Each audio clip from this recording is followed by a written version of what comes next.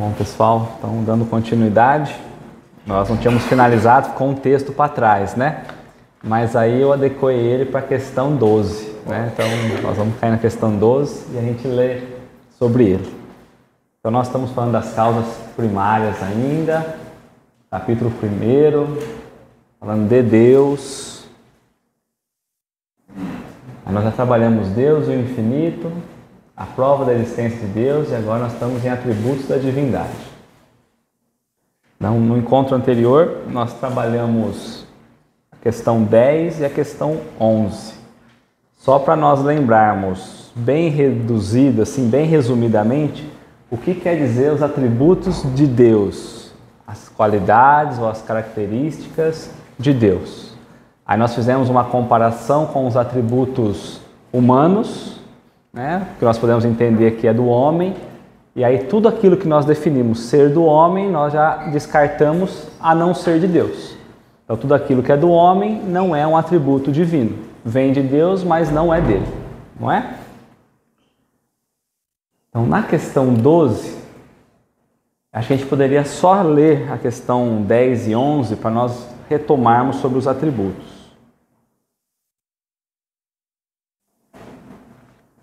Vamos lá, na questão 10. Pode o homem compreender a natureza íntima de Deus? Aí os espíritos disseram, não. Falta-lhe para isso o sentido. E aí nós entendemos que o sentido é um sentido além dos 5 sentidos nossos, mas é um sentido... Vamos para a questão 11 então. Lá nós vamos tentar entender, vamos achar ele. Na questão 11, será dado um dia ao homem compreender o mistério da divindade? Resposta dos espíritos. Quando não mais tiver o espírito obscurecido pela matéria. Quando pela sua perfeição se houver aproximado de Deus, ele o verá e compreenderá. Aí Kardec veio e trouxe uma observação. A inferioridade das faculdades do homem não lhe permite compreender a natureza íntima de Deus. Na infância da humanidade, o homem o confunde muitas vezes com a criatura, cujas imperfeições lhe atribui. Mas à medida que nele se desenvolve o senso moral, então o sentido que nos falta é um senso moral. À medida que nele se desenvolve o senso moral, seu pensamento penetra melhor no âmago das coisas. Então, faz ideia mais justa da divindade e, ainda que sempre incompleta, mais conforme sã razão. Então, sempre vai ser incompleta, porque a perfeição completa só vem de Deus, mas quanto mais nós desenvolvemos esse sentido moral, quanto mais nós evoluímos, mais nós vamos conseguindo olhar pela sã razão. Olhar pela razão, tá? Então vamos na questão 12. Alguém quer falar alguma coisa, alguma dúvida, algum complemento? Não? Então vamos lá. Então Kardec vai perguntar na questão 12, Embora não possamos compreender a natureza íntima de Deus, podemos formar ideia de algumas de suas perfeições? Então ele está falando, embora não possamos compreender a natureza íntima, porque lá na questão 10, os espíritos já disseram que não é possível compreender. Então o primeiro passo está fazendo referência à questão 10 e à questão 11. Então podemos formar ideia de alguma perfeição? E Kardec está dizendo assim, olha, se nós não conseguimos ter esse sentido, de alguma forma eu posso compreender Deus? O que eu posso compreender dele? E aí ele coloca, alguma das suas perfeições. Kardec já entendeu que de modo completo nós não vamos entender a Deus. Então ele pergunta, mas existe alguma das suas perfeições que nós conseguimos? Alguma ideia que seja limitada? Porque o que ele está querendo aqui? Olha, sabe aquela ideia que nós temos de Deus, ainda olhando aos homens? Há alguma ideia que eu posso trazer das suas perfeições para que eu pare de olhar para o homem e querer modelar Deus? Para que eu possa ter um direcionamento diferente de Deus? que mais que a gente extrai da pergunta?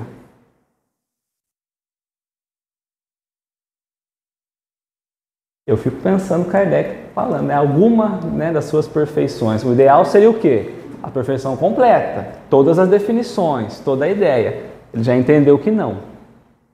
Você fala, Dani? Você consegue responder assim? Qual? Por que ele foi para as perfeições e não teve algum tipo de ideia Abstrata? De outra forma, mas perfeições. Ah, Dani, eu já não sei, né? Eu acho que porque como ele traz como a inteligência suprema, então ele pensa, só pode ser supremo aquilo que traz, de certo modo, a perfeição. Nada no meio do caminho. Então aqui agora está falando, alguma das perfeições eu consigo, porque há vários tributos, né? Eu consigo trazer vários atributos para Deus, que ele vai trazer. De uma certa forma, na 10 e na 11, ele tentou uma coisa mais na base, né? E agora ele foi lá para o extremo. É porque eu acho que ele pensa assim, ó, a nossa mente, ela ainda não consegue entender toda essa perfeição. Porque quando ele vai falar inteligência suprema, causa primária, todas as coisas, quando ele vem trazendo para a gente olhar para a natureza, olhar para o axioma, então ele começa a entender que Deus, de fato, é essa perfeição que nós ainda não conseguimos alcançar. E aí acho que ele fala, bom, se a gente fala toda causa tem o seu efeito, né? Como eu consigo entender qual é essa perfeição, que nada se altera? Porque se é uma inteligência suprema, causa primeira, então não existe nada antes e não tem nenhuma alteração. Então eu acho que ele vai tentar buscar isso. Se eu não consigo entender por completo, pelo menos um pouquinho dessa perfeição que vocês estão dizendo aí, eu queria entender. Mas o porquê ele vai direto aos atributos, né, nessa perfeição, eu também não sei. A ordem disso eu não sei. O que mais, gente?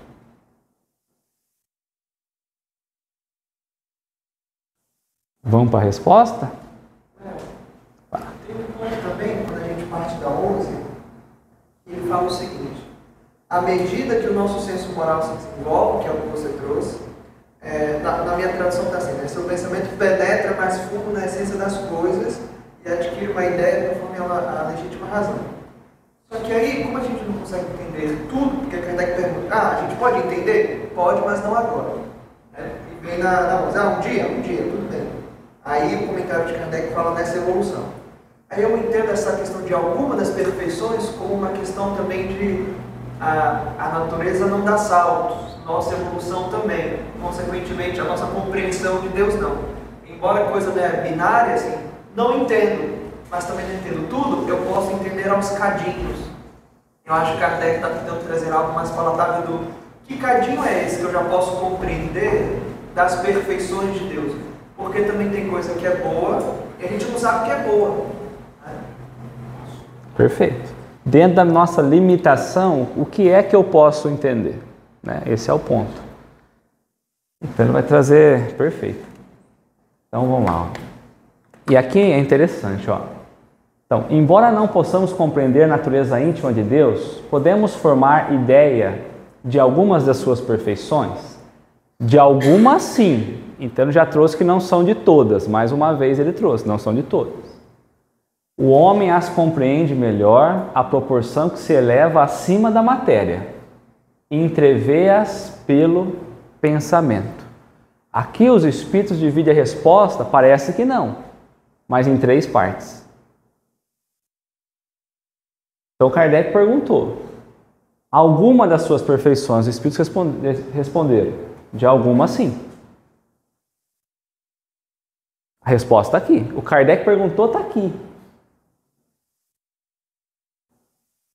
Aí eles complementam. O homem as compreende melhor à proporção que se eleva acima da matéria. O que é se elevar acima da matéria? Desprender dela. Pode ser. E mas que mais?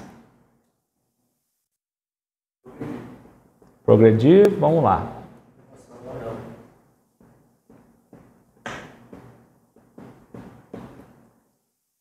Quando nós estamos encarnados na matéria, nós estamos presos. Primeira coisa, para nós compreendermos melhor Deus, a proporção de Deus, nós precisamos estar acima ou além da matéria. Primeiro passo, num estado de espírito, desencarnado. Porque encarnado se torna impossível, porque as limitações que nós trazemos do sentido não nos deixam.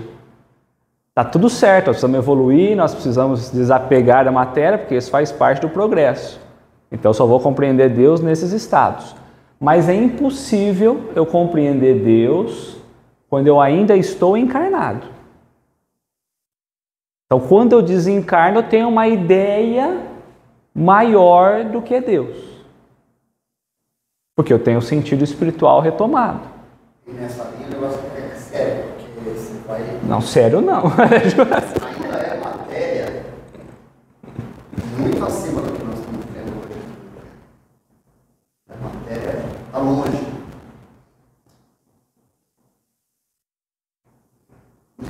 Percebe como que é difícil a gente entender? Porque a gente está numa escala lá embaixo ainda. E nós vamos reencarnar diversas vezes ainda. E aqui nós ainda vamos trazer uma limitação. Então, ainda que eu desencarne, eu não vou compreender Deus, porque eu ainda não tenho condições. Mas na matéria é pior ainda, porque eu estou mais limitado às questões do mundo, às questões materiais. E aí ele coloca assim, ó, eles, né, os espíritos, entrevê-as pelo pensamento. O que é entrever?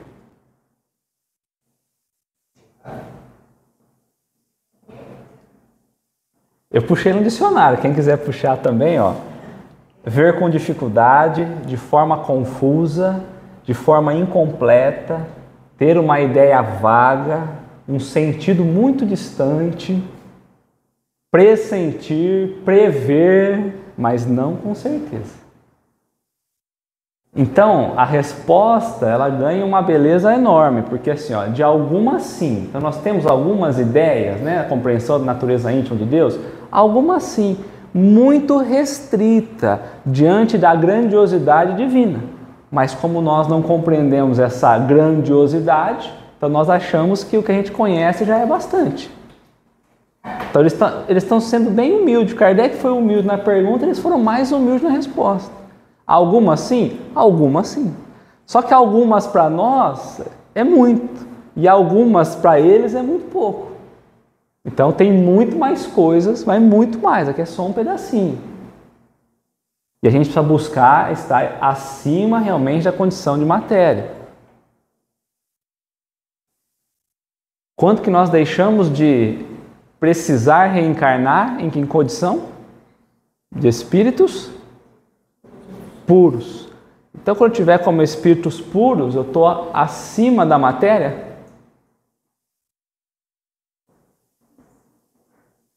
Não vai precisar mais de reencarnar. E nenhuma influência a matéria tem sobre os espíritos puros.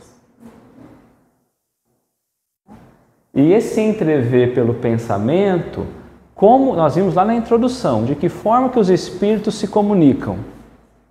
Com o pensamento. De que forma que eu iria conseguir compreender Deus? Pelo pensamento. E seja, que a gente possa pensar agora pelas ondas mentais, vamos pensar assim. Então, não posso querer buscar Deus, eles estão dizendo assim, olha, nós estamos querendo buscar Deus pelos 5 sentidos. Não. E Deus nós vamos conseguir compreender um pouco mais a sua natureza pelo pensar, pelo pensamento. Lembra? Então, tá, vamos lá. O que mais que a gente traz daí? Esse entrever é como se estivesse levantando o véu no porém.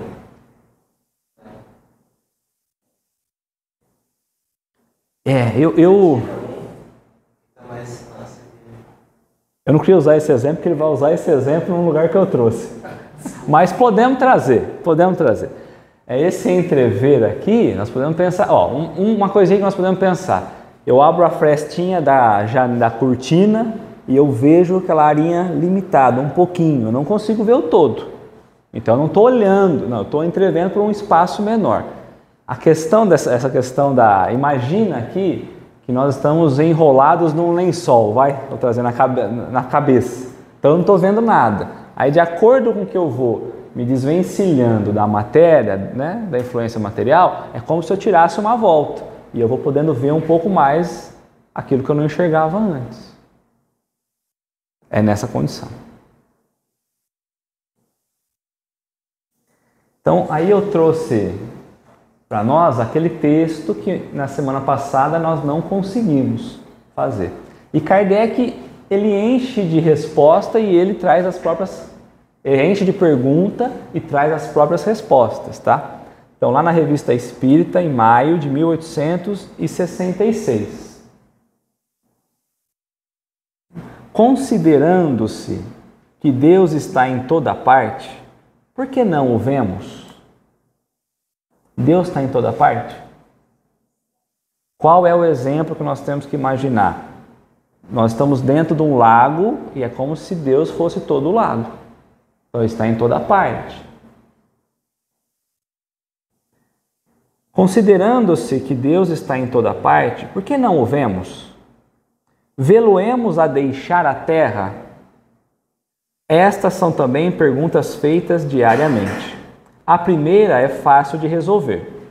Nossos órgãos materiais têm percepções limitadas, que lhes tornam impróprias a visão de certas coisas. Então, nós temos sentidos limitados, nós não conseguimos ver algumas coisas, né? Mesmo materiais. É assim que certos fluidos escapam totalmente às nossas visões e aos nossos instrumentos de análise. Vemos os efeitos da peste e não vemos os fluidos que a transportam. Vemos os corpos a se moverem sob a influência da força da gravidade, mas não vemos essa força. Então nós não conseguimos ver o que move ou o que leva ao vírus. Mas que ele se movimenta, ele se movimenta. Então não quer dizer que eu não estou vendo Deus, ele não existe, porque senão muita coisa deixaria de existir.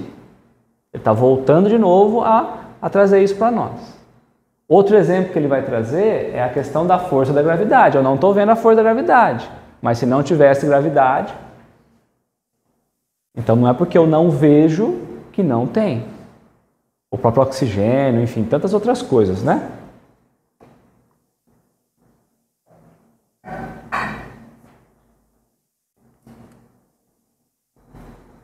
As coisas de essência espiritual não podem ser percebidas pelos órgãos materiais, certo? O que é material, material, o que é espiritual, é espiritual.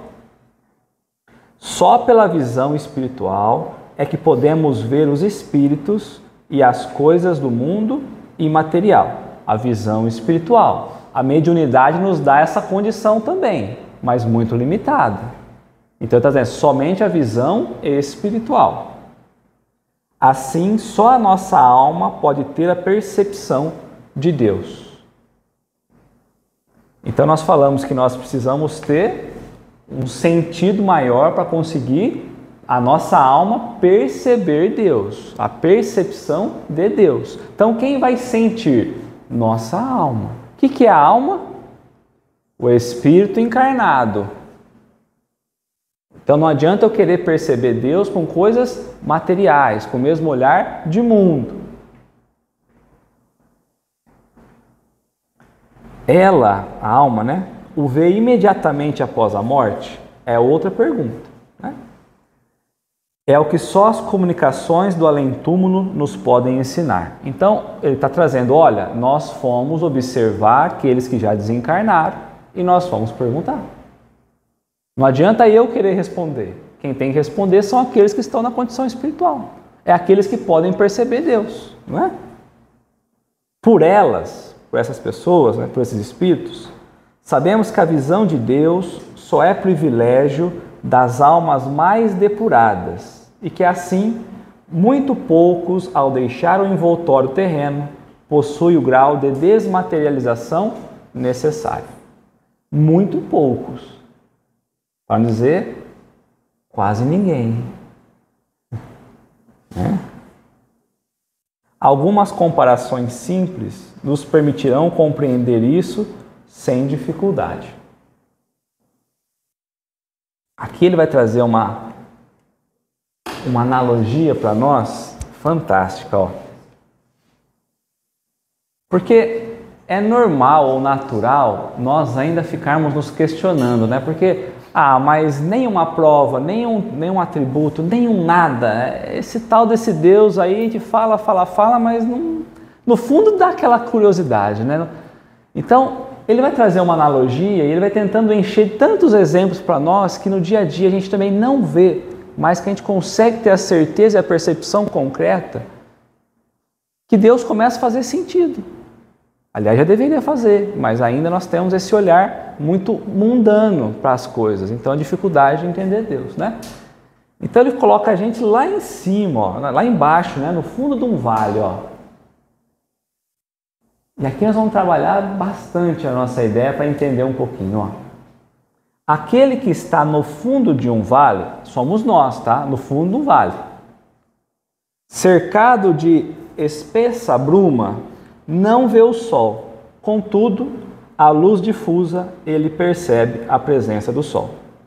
Se subir a montanha, à medida que ele se eleva, dissipa-se o nevoeiro. A luz se torna cada vez mais viva, mas ainda não o vê.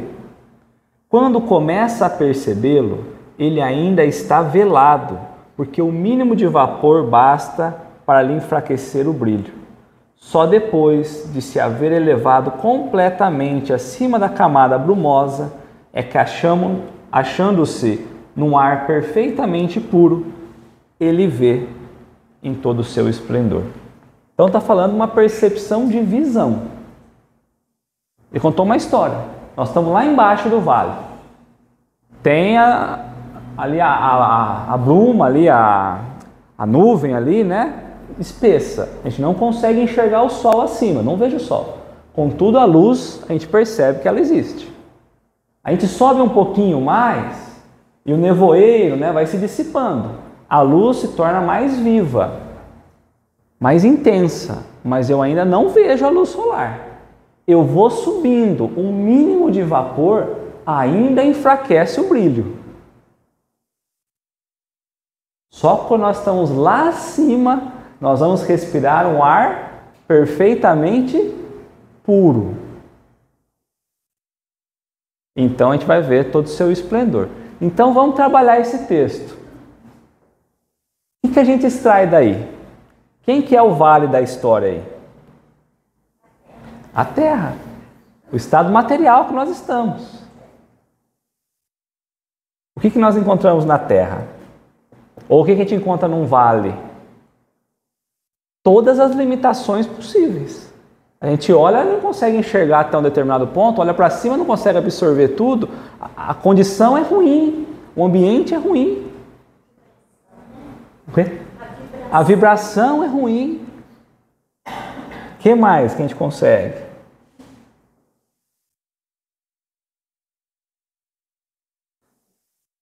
Nós não conseguimos ver o sol.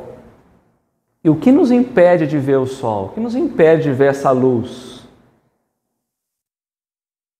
Aqui é NEP puro.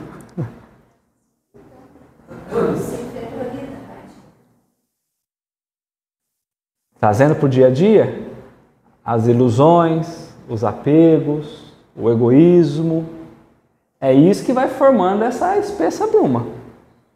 Então nós estamos lá embaixo, apegado, vivendo na inferioridade do vale. Porque nós sabemos que o planeta Terra é um dos menos evoluidinhos. Então nós estamos apegados a esse vale. Qual outro elemento que nós podemos tirar? Ó, a bruma, eu marquei ela aqui também, ela sim vai representar o reflexo das paixões, dos vícios e impede a clara percepção daquele ambiente que nós estamos vivendo, né? O que mais, gente? A luz é difusa. Certo? Mesmo no vale, mesmo a luz existindo, ela ainda é difusa. E aí nós vamos perceber que essa luz, ela é a mesma, mas aquele que está lá embaixo sente de um jeito. Quem está no meio do caminho sente de outro. Quem está em cima sente de outro. E quem está no topo, na condição perfeitamente pura, vai sentir diferente. Nós estamos falando só do sol aqui. Em cima queima mais, né? Se eu vir descendo, a luz vai... Então a luz, ela existe. Se nós vamos falar de Deus, está tendo analogia para Deus, Deus, ele existe, mas alguns estão na condição lá embaixo do vale. Então a percepção de Deus, da luz representando Deus, ou o sol representando Deus, às vezes está muito distante. Eu sei, mas nem vejo, não consigo nem ver muito, nem sentir, nem perceber, nada disso. Quando eu evoluo um pouquinho, eu começo a ter outras percepções, mas não tenho essa visão perfeita ainda. Por isso que eu falo, o mínimo de vapor que nós tivermos, o mínimo de imperfeição que ainda nos envolver, ainda assim vai impedir nós de compreender a totalidade de Deus. Mas o bonito não é que ele fala, ele percebe a presença do sol. Então, por mais que a gente esteja, a gente não perceba e não veja, ele ainda está ali iluminando e aquecendo. Perfeito. Então Deus está sempre presente, ainda que nós não percebamos. Aí agora aqui está a chave, ó. Kardec, ele escreve, ó, quando nós nos acharmos no ar perfeitamente puros. Esse ar é nesse estado de consciência nosso, perfeitamente puro. Quando nós chegarmos a ser espíritos puros, aí nós vamos poder ver com todo o esplendor. Então nós temos que subir o vale, acima da matéria. Tá? Vai trazer outro exemplo para nós, ó. Dá-se o mesmo com quem tivesse a cabeça envolta por diversos véus. Inicialmente, ele não vê absolutamente nada. A cada véu que retira, distingue um clarão cada vez maior. Só quando retira o último véu é que se vê as coisas nitidamente. Esse exemplo, para mim, ele é o mais palpável, assim. Porque se nós enrolarmos, a cada vez que a gente retira uma volta, a claridade vai aparecendo. Nós podemos chegar a um breu total. Aí eu vou tirando uma camada, tiro uma camada, tiro uma camada. E aí as coisas vão até que nós tomamos, né, consciência das coisas. Deve ser por isso que ele chama o véu do esquecimento, né? Conforme a gente vai tirando, a gente vai lembrando, né? Também se dá o mesmo com um líquido carregado de matérias estranhas. A princípio, ele é turvo. A cada destilação, sua transparência aumenta, até que, estando completamente purificado, adquire uma limpidez perfeita e não apresenta nenhum obstáculo à visão. Então nós imaginamos lá um vaso, né, com água suja, turva, e aí vai caindo gotinha por gotinha. Nós vamos nos purificando de pouquinho em pouquinho, nós vamos progredindo, passar do tempo, cada gotinha, aí vai transbordando com as impurezas. Demora o tempo que for, mas aí a água vai ficando limpa. Quando o sol bate, a água consegue penetrar. Quando suja, ela bate e não entra, continua escuro. É essa percepção que nós vamos ter de Deus. Às vezes está tão escuro de perceber Deus, porque nós estamos carregados de tanta impureza, e é preciso que fiquemos mais cristalinos para que essa luz chegue e consiga fazer sentido dentro de nós.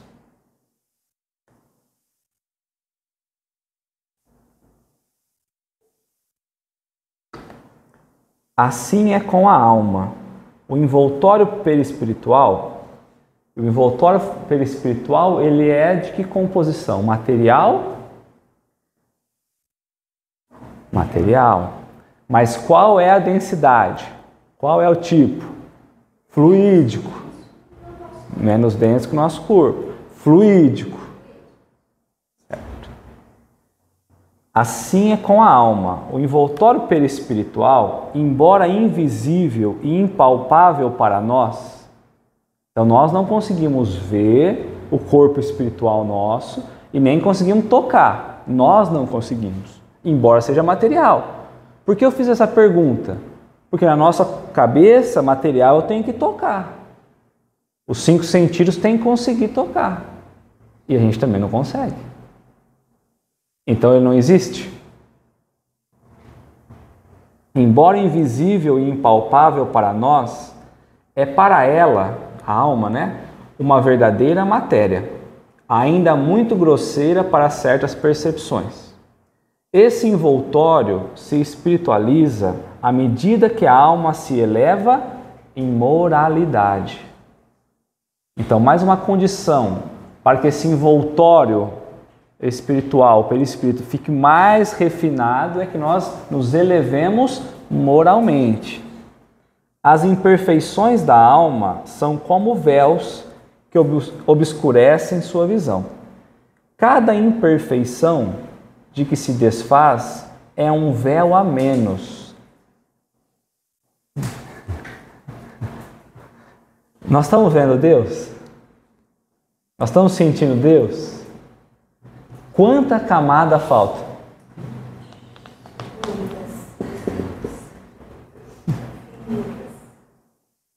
Ele falou, cada imperfeição é um véu. Cada uma. Então, quando eu consigo vencer o egoísmo, eu tirei uma camada.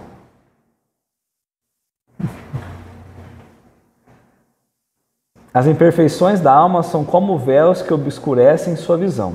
Cada imperfeição de que se desfaz é um véu a menos, mas só depois de se ter depurado completamente é que goza da plenitude de suas faculdades. Que é quando nós vamos conseguir perceber, né? A gente percebe gradualmente, né? Não é de uma hora para outra. Quando a gente chega a essa condição de plenitude das faculdades, é que as faculdades conseguem perceber de fato Deus.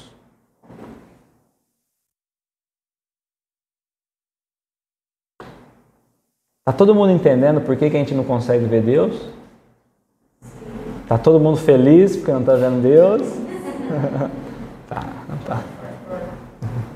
Faz parte. Não, mas pelo menos já é compreensível o porquê. Quando alguém perguntar assim, eu falo assim, eu não acredito em Deus porque eu não vejo, eu falo, não vamos nem entrar nesse assunto, porque se eu tiver que explicar, minha alma vai contorcer de novo aqui, né? Porque eu também não estou vendo Deus, mas, né? Sendo Deus a essência divina por excelência, não pode ser percebido em todo o seu brilho, senão pelos espíritos que atingiram o mais alto grau de desmaterialização. Não preciso mais reencarnar, né? Estou liberto totalmente das amarras materiais. Se os espíritos imperfeitos não o vê, não é porque estejam mais afastados que os outros. Quer dizer que não é uma distância física.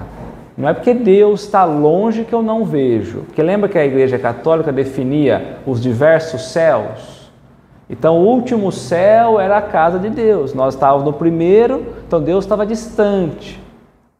Aí a ciência evolui e diz que não tem mais cima e embaixo, não tem mais céu e inferno, não tem mais nada daquilo. Então Deus não está distante fisicamente. Deus está distante espiritualmente. Então nós ainda estamos muito distante de uma perfeição que nos coloca perto dele, né? Portanto, todos os seres da natureza, assim como eles, estão mergulhados no fluido divino, fluido cósmico universal. Mais para frente a gente vai trabalhar sobre ele. Assim como nós estamos na luz, os cegos também estão na luz, contudo não a veem. Então esse exemplo é muito bom.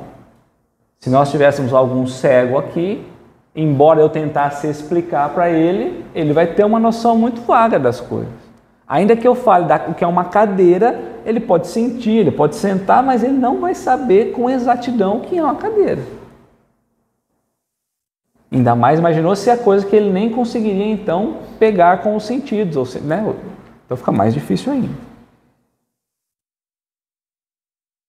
As imperfeições são véus que ocultam Deus, a visão dos espíritos inferiores.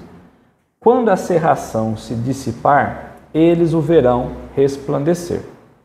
Para isso, não precisarão subir, nem de procurar nas profundezas do infinito, estando a vida espiritual desembaraçada das manchas morais que a obscureciam, eles o verão em qualquer lugar onde se encontrarem, ainda que estivessem na terra, porquanto Ele está em toda parte. Então nós trazemos limitações para perceber Deus em toda parte. Jesus percebia Deus agindo no mundo? Sim. Mas com a totalidade de quando ele estava desencarnado? Lógico que não. Mas ele sentia. Ele tinha compreensão. Certo?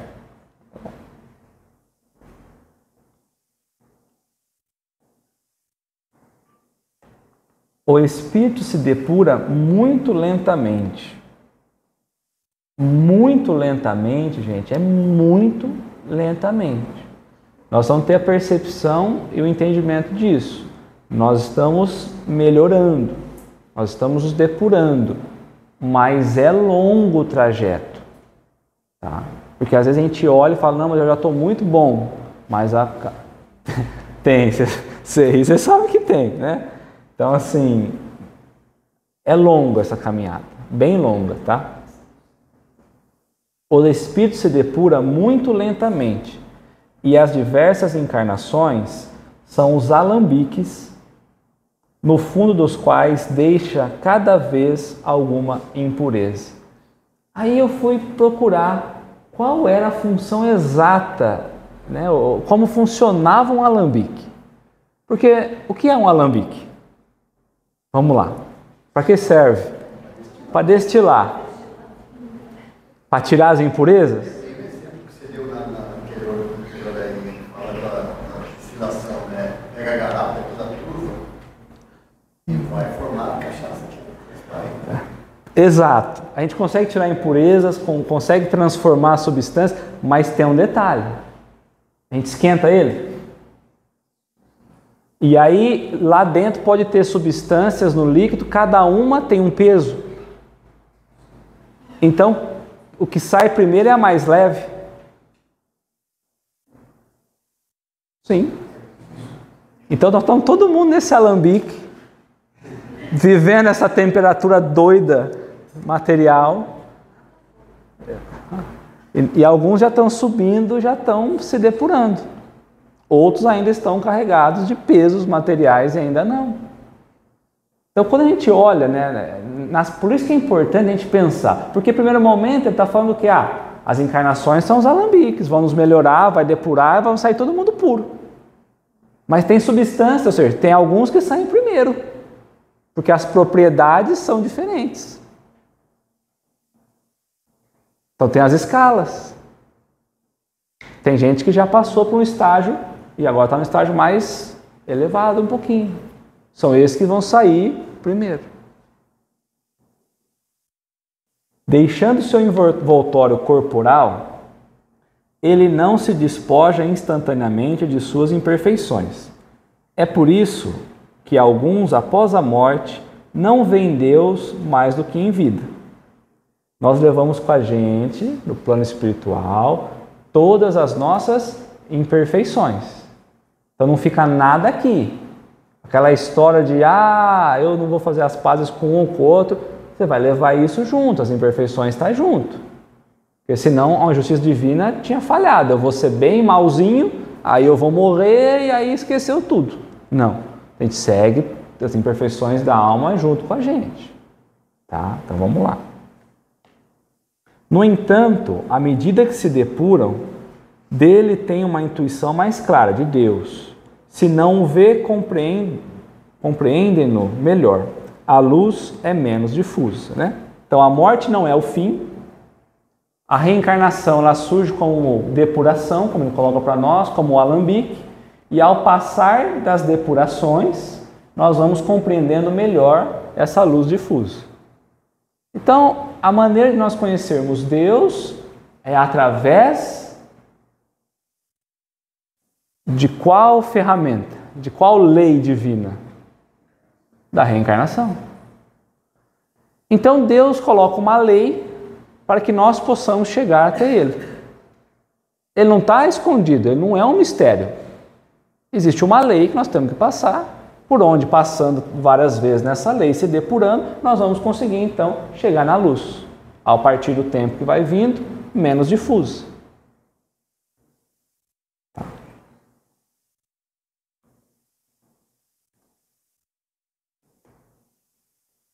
Assim, quando espíritos dizem que Deus lhe proíbe de responder a determinada pergunta, não é que Deus lhes apareça ou lhes dirija a palavra para prescrever ou interditar isso ou aquilo. Então tem horas na codificação que nós não sabemos a resposta. Deus não nos permite que nós não sabemos ainda. Não adentrais aqui onde você não consegue sair, né?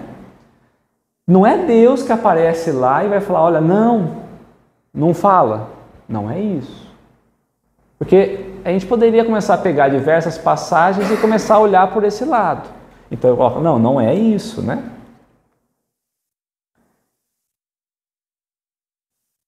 Não é que Deus lhe apareça ou lhe dirija a palavra para prescrever ou interditar isso ou aquilo. Não.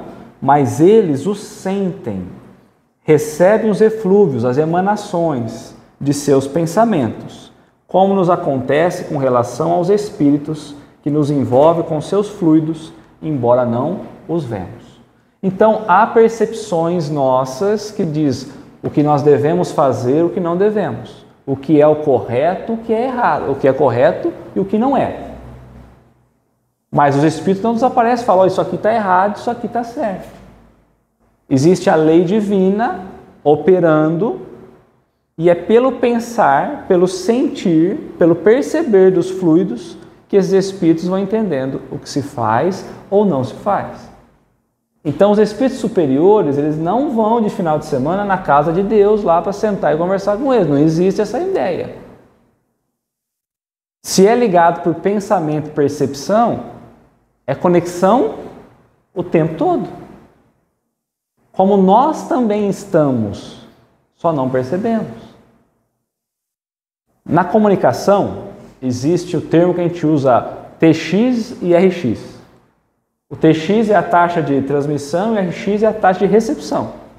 Então, eu envio o sinal e eu recebo. Aí eu envio outro sinal e eu recebo.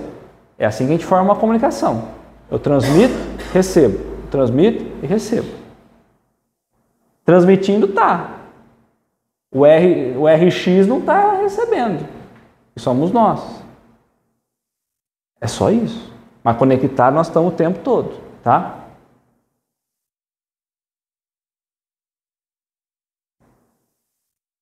Embora não os vejam, né?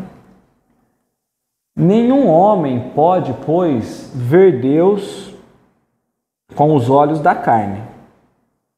Se esse favor fosse concedido a alguns, só o seria no estado de êxtase, quando a alma está tão desprendida dos laços da matéria, quanto é possível durante a encarnação. Então nós precisaríamos estar num estado de consciência muito alterado para conseguir, se fosse possível, ver Deus. Se esse favor fosse concedido. Não foi assim, quando for concedido. Se esse favor fosse. Se fosse, mas não é, só seria possível num estado de alteração da consciência, em êxtase. Se fosse. Então não é. Eu consigo ver Deus se Ele permitisse, mas Ele não permite. Não é que não permite, não é dessa forma. Tá? Um tal privilégio, aliás, seria apenas das almas de escola, ou seja, espíritos mais evoluídos, encarnadas em missão e não em expiação. Mas como os espíritos das mais elevadas ordens resplandecem com um brilho deslumbrante, pode ser que espíritos menos elevados, encarnados ou desencarnados, deslumbrados pelo esplendor que os cerca, julgasse ter visto o próprio Deus. É como alguém que vê um ministro e o toma por seu soberano. Então pode ser que ao perceber espíritos mais elevados, nós possamos imaginar que Ele é Deus. É um negócio tão além de nós espíritos ali de terceira ordem, você pega um espírito puro, é um negócio tão assim que nós podemos pensar que Ele é Deus. Por isso que muitos confundiram Jesus com Deus. Aqui a gente fica até meio preocupado, né? É como alguém que vê um ministro. Mas quem é o ministro? Aqui. Os ministros de Deus. Lá na Gênesis trouxe para nós, naquele outro texto. Aqui os ministros são os espíritos crísticos. Jesus era um Cristo. Então ele está falando dos ministros. Então às vezes a gente está olhando um ministro divino e está achando que é o próprio Deus. Então aquele que fala assim, eu vi Deus. Pode ser que você vê algum espírito mais elevado, mas Deus não. Tá? Tudo bem?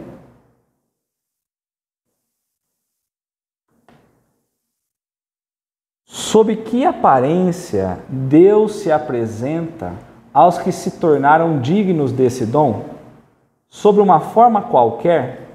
Sob uma figura humana? Ou como um foco resplandecente de luz? É o que a linguagem humana é incapaz de descrever, porque para nós não existe nenhum ponto de referência que possa dar uma ideia. Ou seja, as nossas experiências são incapazes de nós podermos entender, né? De compreender. Somos como cegos a quem em vão procurassem fazer compreender o brilho do sol. Nosso vocabulário é limitado às nossas necessidades e ao círculo de nossas ideias. O dos selvagens não poderia descrever as maravilhas da civilização. O dos povos mais civilizados é muito pobre para descrever os esplendores do céu. Nossa inteligência é muito limitada para compreendê-los. E nossa visão muito fraca ficaria com eles deslumbrados. Então, nós precisamos ter sempre em mente aquele exemplo que eu dei dos espíritos falando para Allan Kardec sobre um celular naquele tempo. Não tinha nem como ele imaginar algo parecido.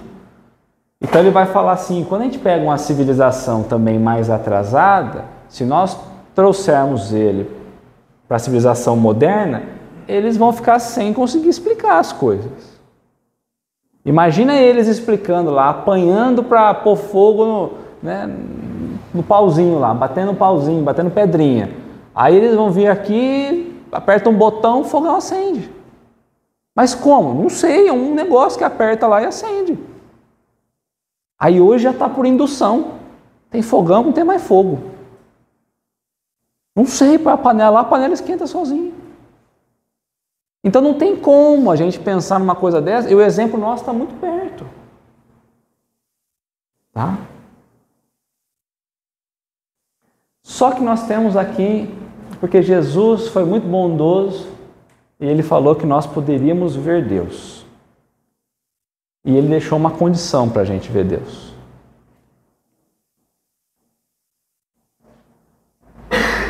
Então, quando nós vamos lá no Evangelho segundo o Espiritismo, no capítulo 8, bem-aventurados os que têm o coração puro, e aí vai trabalhar a simplicidade e pureza do coração. Que tipo de espírito consegue ser simples e puro de coração? Simples é sem as complicações do mundo. Então vamos lá ver o que ele traz para nós. Vai trazer uma passagem, de Jesus.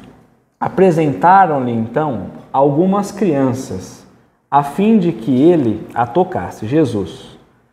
E como seus discípulos afastassem com palavras ásperas os que lhes apresentavam, Jesus, vendo isto, zangou-se e lhes disse: deixar que venham a mim as criancinhas e não as impeçais, porquanto o reino dos céus é para os que se lhes assemelham. Digo-vos em verdade que aquele que não receber o reino de Deus como uma criança, nele não entrará. E depois de as abraçar, abençoou-as, impondo-lhe as mãos. O que nós podemos extrair daqui? Primeiro ponto.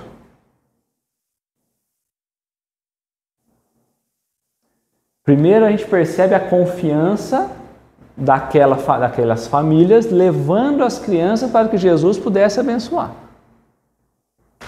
Porque nós não vamos levar nossas crianças lá em qualquer um. Eu vim trazer para você abençoar. Naquela época, já trazia um respeito enorme pela figura do Cristo. Então, Jesus era um ministro de Deus.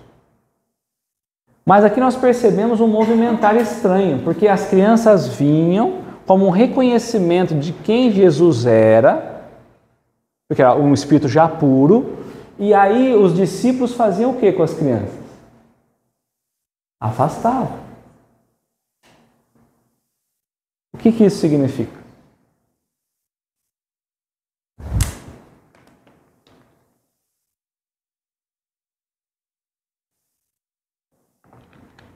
Os discípulos tinham um zelo muito grande por Jesus. Nós estamos falando de ver a Deus. Tá? Então, bem-aventurados que têm puro coração, porquanto verão a Deus. Então, os discípulos traziam um zelo muito grande pelo Cristo. As crianças podiam ver Deus e os discípulos não compreendiam. Ponto. Esse é um ponto. Nós estamos muito preocupados com as formas. Nós estamos muito preocupados com as leis do mundo. Nós estamos muito preocupados com como que as coisas acontecem. E uma coisa divina nós estamos tratando como se fosse coisa do mundo. Então ele está falando, Jesus está trazendo alguma coisa espiritual, afasta as crianças. Porque era assim que acontecia antes. Então nós ainda estamos agindo como os discípulos. Nós estamos afastando as coisas puras e nós não conseguimos enxergar Deus. Porque nós estamos olhando aquilo que Jesus nos ensinou com os olhos nossos perturbados. O que mais, gente?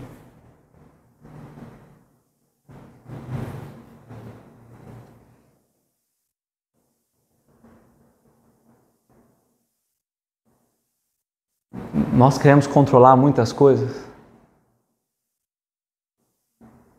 Então nós estamos querendo controlar as coisas que são de Deus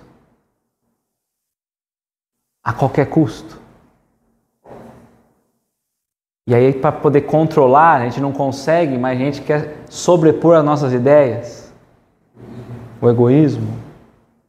Então, para eu ter controle de alguma coisa, eu preciso impor a minha visão, e a minha visão é que importa e acabou.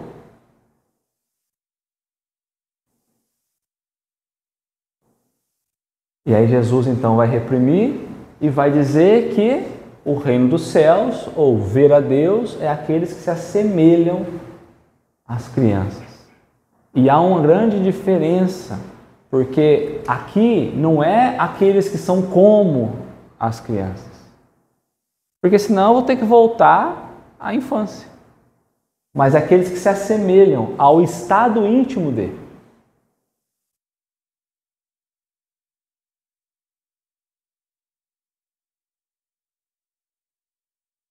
Para eu voltar no estado íntimo de uma criança, com a pureza, com a simplicidade, eu olho para dentro de mim hoje, o que eu preciso fazer? Eu preciso me transformar. Então eu não vou conseguir ver Deus nunca se eu não me transformar. Se eu não olhar para os conceitos de mundo que eu tenho colocado dentro de mim e quebrar esses conceitos. Começar a viver num olhar simples, na simplicidade.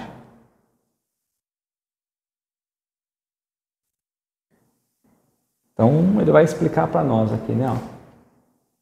A pureza do coração é inseparável da simplicidade e da humildade.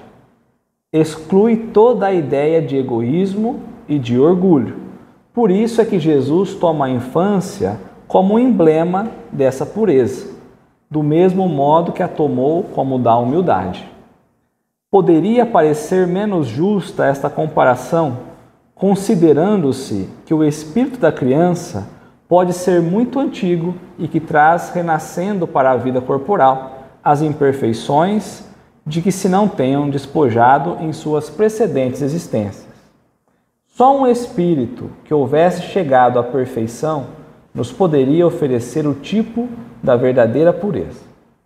É exata a comparação, porém do ponto de vista da vida presente, porquanto a criança, não havendo podido ainda manifestar nenhuma tendência perversa, nos apresenta a imagem da inocência e da candura.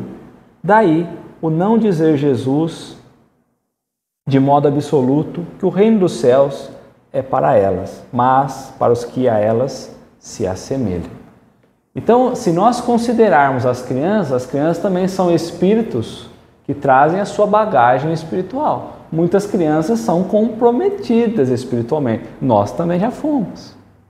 Ou somos, né? Agora adultos comprometidos, né? Então ele não está dizendo daquela criança, porque aquela criança pode trazer ainda diversas máculas morais. Mas está dizendo o estado da pureza, dessa sinceridade, da inocência, da candura. Se nós não nos colocarmos como uma criança, você está explicando para a criança está como? Atenta, querendo absorver novo conhecimento. É dessa forma que nós temos que compreender que Ele espera que nós estejamos. Somente assim nós vamos começar a entender Deus, ou ver Deus.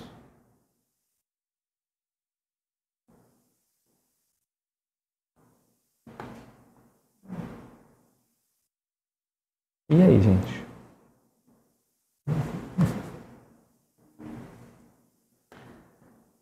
Vamos para 13 hoje?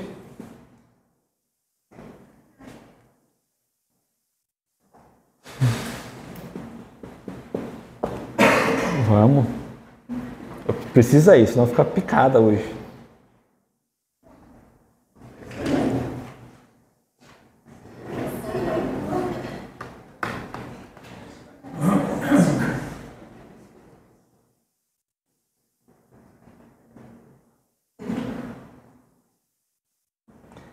Bom, ele pergunta aqui, né? Então ele já perguntou, ele já fez os questionamentos, ele já perguntou quanto nós podemos compreender de Deus. O Dani até falou, né? Porque ele trouxe das perfeições, né, de Deus. Então na questão 13, ó, quando dizemos que Deus é eterno, infinito, imutável, imaterial, único, onipotente, soberanamente justo e bom, temos ideia completa dos seus atributos? Então, quando dizemos vírgula, porque nós não saberíamos dizer nem metade disso que Kardec colocou. Ele poderia ter colocado assim, ó, quando eu estou colocando aqui que Deus é isso, porque eu já entendi que Ele é, porque nós aqui, nós não entendemos. Então ele inclui a gente nesse pacote, né? Mas é Ele. Então, quando dizemos que Deus é tudo isso, temos ideia completa dos seus atributos. Kardec gosta de colocar pegadinha, não para a gente, para os espíritos. Porque até agora, eles disseram que nós não temos condição de entender completamente a natureza de Deus. Aí ele trouxe um monte de atributo. E falou assim, bom, tudo isso que eu trouxe agora, então nós temos ideia completa dos atributos divinos com tudo isso aqui? Se os espíritos falarem sim, derrubou a questão anterior. Todas as outras três, aliás. Aliás, todas até desde o começo da primeira. Porque se deixar de ser uma dessas, já não é inteligência suprema. Então Kardec, nessa questão, ele coloca em xeque todas as anteriores. Tem um ponto que eu estava olhando aqui, no francês tem um não na frente. Não temos ideia completa de seus atributos. Na sua perspectiva, você acha que muda o sentido também da pergunta? Pelo menos do ponto de partida filosoficamente falando? Poderia ser. Não teríamos ideia completa, né? Seria mais ou menos esse ponto, né? Eu acho que parte. O não ficar melhor. Com tudo isso aqui, nós não teríamos ideia completa dos seus atributos? Do verbo. Do que, Dani? Você vai ver uma resposta que é a pergunta. Eu sinto que, por exemplo, não colocar o não é assim. Kardec está indo para um campo buscando uma resposta de um ponto de vista assim, sem algumas ideias preconcebidas. De quem pergunta. Quando ele pergunta, não temos ideia, quer dizer, mas não é óbvio então que a gente não deveria saber tudo, a gente sabe desses atributos, não deveriam esses ser os principais. Por isso que eu perguntei se será que não é colocar o não na frente, não parte de assim, de alguém que já sabe alguma coisa e talvez ache que sabe tudo? Porque a resposta vai trazer justamente esse ponto, né? Porque a resposta diz, não, nós não sabemos tudo, né? Mas o fato é, com tudo isso daqui, eu não sei exatamente tudo, ou não poderia saber tudo, porque realmente Deus traz os seus atributos, né? Se for só esse, tá? Esse é o problema. Então, lembra que eu falei? Kardec colocou assim, quando dizemos, só que os espíritos falam assim, do teu ponto de vista, do vosso, não é dos vossos, do ponto de vista do Kardec. Do vosso ponto de vista, sim. E qual é o ponto de vista do Kardec? Mas é um ponto de vista ainda material, de alguém que já entendeu muito mais do que a gente, mas ainda é um ponto de vista material. Do vosso ponto de vista, sim. Pode credes abranger tudo, que foi o que o Lucas trouxe, né? Sabeis, porém, que há coisas que estão acima da inteligência do homem mais inteligente, as quais a vossa linguagem, restrita às vossas ideias e sensações, não tem meio de exprimir.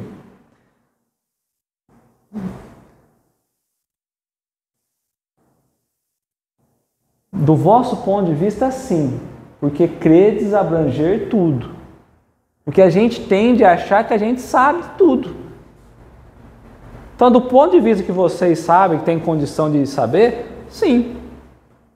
Porque vocês creem que vai abranger tudo, mas não vai. Do ponto de vista de vocês, aqueles atributos está tudo certo. Do ponto de vista nosso. Só que nós estamos lá embaixo na escala. Vamos lembrar? Nós falamos que nós estamos lá embaixo. Então, a hora que eu saio do vale e subo um pouquinho, isso aqui já mudou. Porque vai faltar. O que já era para nós aqui impossível da gente entender, quando eu subo do vale já vai ter outros atributos que eu ainda não consigo entender.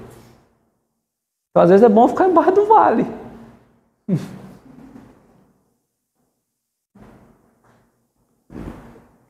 A resposta continua, né? A razão, com efeito, vos diz que Deus deve possuir em grau supremo essas perfeições. Porquanto, se uma lhes faltasse, ou não fosse infinita, já ele não seria superior a tudo, não seria por conseguinte Deus. Para estar acima de todas as coisas, Deus tem que se achar isento de qualquer vicissitude e de qualquer das imperfeições que a imaginação possa conceber. Então, quando a gente pensa em algo infinitamente perfeito, né, superior, como ele coloca, nós não temos ainda a ideia do que isso quer dizer. Porque infinito é o que é? Ele trouxe lá na questão, infinito é o desconhecido. Eu só falo infinito aquilo que eu desconheço. Então, quando eu vou pensar pela razão, o que é essa superioridade que ele vai trazer para nós? Nós não temos condição de entender ainda. Para nós, tá bom, é superior a tudo. Mas tudo o quê? Quanto? Porque nós não sabemos de quantas coisas nós estamos falando, né? Essa infinidade infinitamente superior não está na nossa imaginação ainda, né? Nós não conseguimos imaginar. Mas essa resposta que ele trouxe para nós, tanto aqui quanto aquele outro pedacinho, nós percebemos que ela foi elaborada e dividida em 4 partes também. Os espíritos aqui, está falando para Kardec, em resumo assim, Kardec, vamos retomar umas questões? Então vamos lá, vamos entender. A primeira parte, ele vai falar das crianças. Aqui, né? Então aqui, até marquei para nós pensarmos. Quando ele vai trazer esse ponto aqui, do vosso ponto de vista, considerando a criança que vocês são, está tudo certinho. Aqui ele vai deixar bem claro que nós não conhecemos nada ainda. O segundo parágrafo. Sabeis, porém, que há coisas que estão acima da inteligência do homem. A segunda, ele está pedindo para nós voltarmos para qual questão?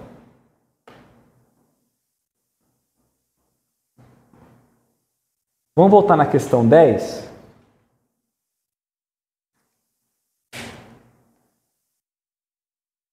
Pode o homem compreender a natureza íntima de Deus? Não. Lhes falta para isso sentido. Então, sabeis, porém, que há coisas que estão acima da inteligência do homem.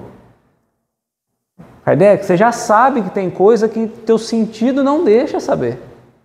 Como você vai perguntar se aqueles atributos já dariam total, completaria todos os atributos divinos? Nós já falamos que falta sentido.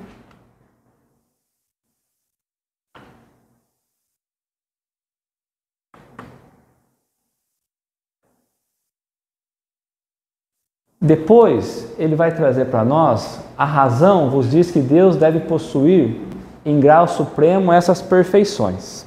Então, essas perfeições, porquanto se uma lhe faltasse, outra não seria infinita, já ele não seria superior a tudo, não seria por conseguinte Deus. Então, nós vamos voltar lá na questão 4, onde se pode encontrar a prova da existência de Deus, num axioma que aplicais às vossas ciências. Não há efeito sem causa. Então ele voltou de novo nessa teoria. Não há efeito sem causa. Procurai a causa de tudo que não é obra do homem, e a vossa razão responderá. Porque está falando, nós ainda não conseguimos, mas não há efeito sem causa. Então, quantos efeitos tem que nós vamos voltar até encontrar a causa primeira? Então ele está trazendo Kardec. Kardec, volta lá. Porque teu olhar ainda está muito limitado, muito restrito. E aí o último aqui, ó. Para estar acima de todas as coisas, Deus tem que se achar isento de qualquer vicissitude e de qualquer das imperfeições que a imaginação possa conceber. Qual é essa questão?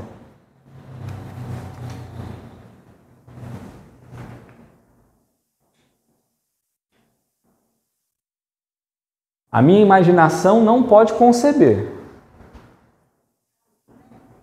Há um que é Deus.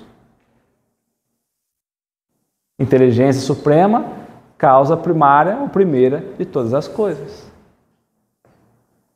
Então aqui ele falou, Kardec, volta. Vamos revisar o que nós já falamos, porque até os atributos estava tudo bem.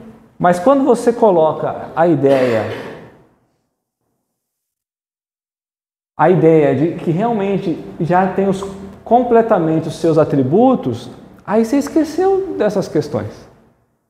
É lógico que Kardec não esqueceu. Kardec está afirmando, ele busca afirmação. A ciência é isso. Então ele trouxe lá, aqui, agora ele traz uma nova experimentação, afirma de novo. Mas eles estão falando, Kardec, volta, nós já falamos isso. Vamos para a gente, né? Volta lá que vocês não entenderam ainda. E aí Kardec vai trazer, então, para nós o que significa cada atributo que ele colocou, tá? Deus é eterno. Se tivesse tido princípio, teria saído do nada, ou então também teria sido criado por um ser anterior. É assim que de grau em grau remontamos ao infinito e à eternidade. Então Deus, ele é eterno. Se nós pensarmos que algo criou Deus, Deus deixa de ser Deus. Deus é a causa inicial de tudo.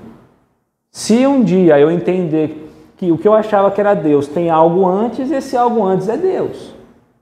Sempre. Certo?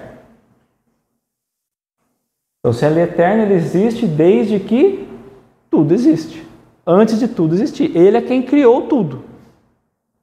Vamos sair da forma humana, né? Senão fica difícil, tá? Se ele é eterno, também não tem começo e não tem fim, certo? Aí eu coloquei a questão 78 lá do Livro dos Espíritos. Ó. Kardec pergunta: os espíritos tiveram um princípio ou existem como Deus de toda a eternidade? Então Kardec já aprendeu aqui e agora está perguntando. Então os espíritos teve um princípio ou existem como Deus de toda a eternidade? E aí os espíritos superiores vão dizer: se não tivesse tido princípio, seria igual a Deus. Então nós tivemos um princípio, nós fomos criados por Deus. Quando ao invés são criação sua e se hajam submetidos à sua vontade. Deus existe de toda a eternidade, é incontestável.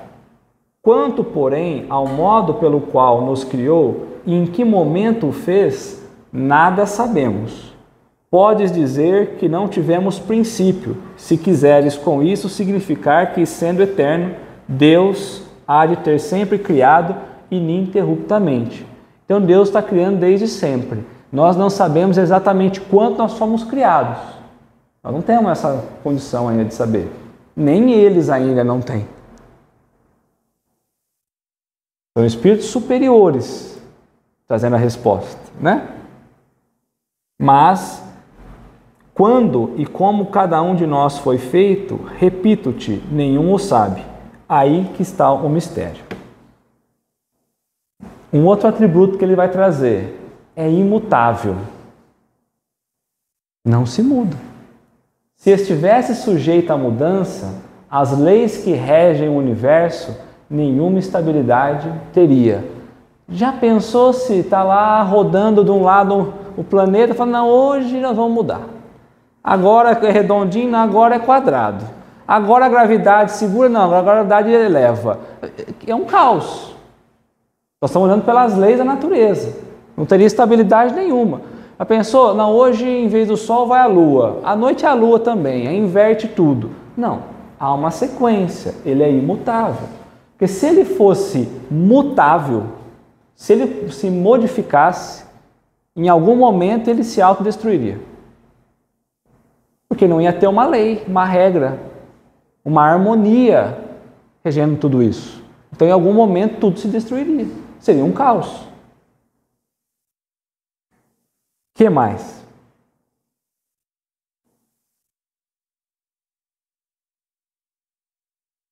Vamos seguir? Se Deus é imutável, todas as leis que são divinas, elas também são imutáveis?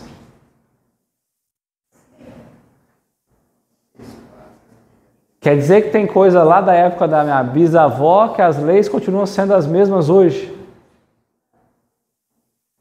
Ah, mas o mundo moderno fala que tem coisa aí que na época da avó era careta e hoje... Nós estamos falando de leis morais, por exemplo. Então vamos lá. Vamos mudar, né? É eterna a lei de Deus? É eterna e imutável como o próprio Deus.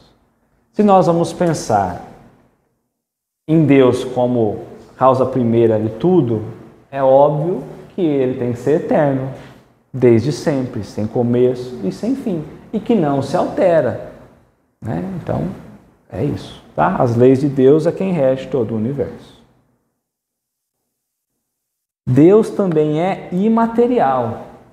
Quer isso dizer que a sua natureza difere de tudo que chamamos matéria. Lembra que tem Deus, aí ele cria dois elementos. Ele cria o elemento matéria, material, e o espiritual, o espírito, que não somos nós ainda. São os dois elementos que ele cria. Então Deus não é nada disso. Vou lembrar que em 1857, Kardec não tinha noção de uma série de descobertas científicas, né? Depois, a lei, enfim, para ele energia, ele não sabia distinguir energia elétrica de energia. Naquela época a energia ainda, a eletricidade estava sendo estudada, né? Tudo era fluido. Por isso que tudo eles chamam de fluido. Exato. E ainda está também não conseguia conceber que muitas das energias que ele conhece é matéria. É matéria. Aí quando o Einstein surgiu, ficou mais claro. Energia igual, é isso aí. Então é imaterial. Quer isso dizer que a sua natureza difere de tudo que chamamos matéria. De outro modo, ele não seria imutável, porque estaria sujeito às transformações da matéria. A matéria, passa-se o tempo, ela se decompõe, ela se transforma, ela estraga, ela tudo. Então, se Deus fosse material, ao passar do tempo, ela se deterioraria. Ela iria se modificando. Existiria outras energias, digamos assim, outras forças que teriam influência sobre ela. Isso a ciência já provou, né? Se fosse material. Então, Deus não é material. É algo espiritual. Ele cria o espírito, a matéria, mas ele é algo espiritual, não material. Porque se fosse material, ele já seria imutável também. Ele seria mutável e não imutável.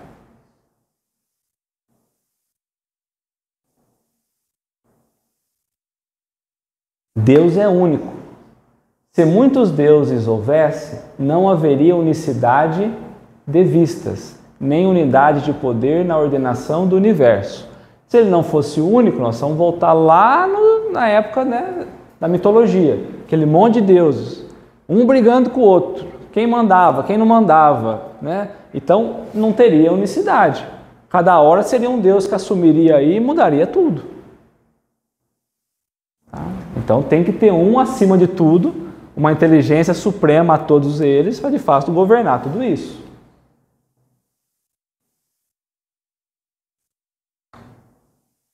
É onipotente, ou seja, que pode tudo, né? Ele o é, porque é único. Se não dispusesse do soberano poder, algo haveria mais poderoso ou tão poderoso quanto ele, que então não teria feito todas as coisas. As que não houvesse feito seriam obras de outros deuses. Então ele é quem tudo pode, certo? Ele é quem tem todo o poder para todas as coisas. E como onipotente, ele é onisciente e onipresente. Onisciente, ele sabe de tudo, presente, passado, presente e futuro, e ele está em todo lugar. Isso é Deus.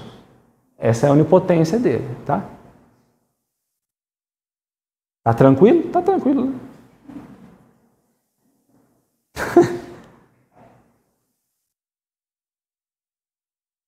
É soberanamente justo e bom. A sabedoria providencial das leis divinas se revela assim nas mais pequeninas coisas como nas maiores. E essa sabedoria não se divide nem da justiça nem da bondade de Deus. A justiça e a bondade de Deus está baseada no quê? Na lei do amor. Então a gente ainda não conhece o que é o amor, porque nós estamos falando de uma justiça e de uma bondade que às vezes a gente coloca em xeque. A lei de Deus é a lei que nós falamos, é uma lei de amor. Quando ele vai trazer para nós soberanamente justo e bom, a sabedoria providencial, então, ou seja, existe uma inteligência, sabedoria providencial, existe uma inteligência acima de tudo, que comanda as leis. E essas leis, elas são justas. Para ela ser justa, ela não pode cada hora ela mudar o peso do que ela vai julgar. Tudo é visto de forma igual. Por isso, quando ela vai fazer, existe alguns que trazem preferências na criação. Não, todos vêm do mesmo ponto. Quando Deus vamos pensar no simbolismo do vale, o sol simbolizando Deus. Deus está para todos. Nós é que não estamos ainda entendendo o que Ele traz. As dificuldades da vida são dificuldades para nós avançarmos e irmos ao encontro dEle. Nós é que achamos que é castigo. Então tudo segue uma justiça. E essa justiça vem carregada de bondade. Se nós tirarmos qualquer um desses atributos, Deus deixa de ser Deus. Porque eu não posso imaginar, hoje Deus está castigando. então Deus não é bom. Eu não fiz nada e hoje, né? Então ele não está sendo justo. Se eu imagino isso, eu não estou entendendo ainda o que é Deus. Ou eu estou colocando Deus em outro papel.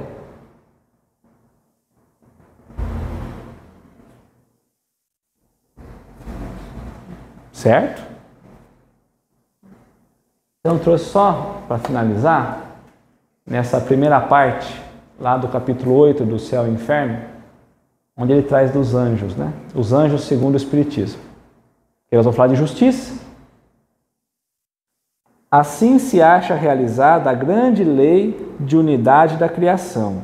Deus nunca esteve inativo, teve sempre puros espíritos experientes e esclarecidos para a transmissão de suas ordens e para a direção de todas as partes do universo, desde o governo dos mundos até os mais ínfimos detalhes. Não precisou, portanto, criar seres privilegiados, isentos de encargos. Todos, antigos ou novos, conquistaram seus graus na luta e por seu próprio mérito. Todos, enfim, são os filhos de suas obras.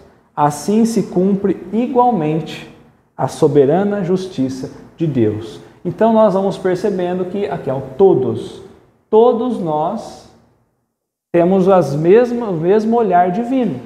Uns estão cumprindo os desígnios, outros não.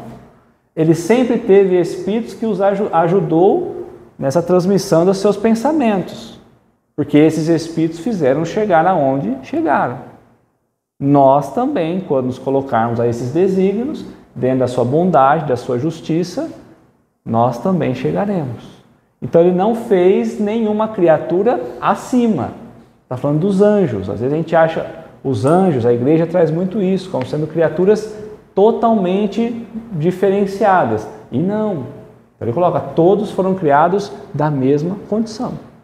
E aí, avançando, nós vamos chegando a esses patamares mais elevados. Certo? Daí a verdadeira justiça de Deus. O verdadeiro amor e a verdadeira bondade. Porque se ele dá mais a um, aqui é uma criatura. Se ele dá mais ao anjo do que a mim, ele não está sendo justo. E eu acho que ser anjo é melhor do que ser o que eu sou. Então ele também não está sendo bom. Então aí ele deixou de ser Deus. A gente avança semana que vem. Ficou alguma dúvida?